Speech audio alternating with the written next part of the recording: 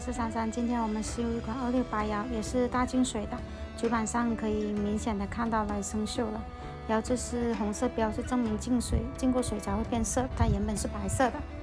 这是大净水，客户已经放了一段时间了，然后去售后问要8、9千，所以客户选择了不修。现在我们必须要把它每个部件都拆试出来，然后检查一遍。拆开检查之后呢，把屏幕拆开看一下，你看这是大面积进水的，而且有股臭臭的味道，也不知道是放久了还是什么情况。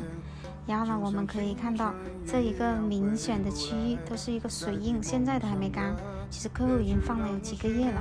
然后屏幕的排线已经发霉了，这种情况就只能试修了。开工特别好，功夫不负有心人，现在屏幕也成就回来了，主板所有东西都成就回来，完美恢复。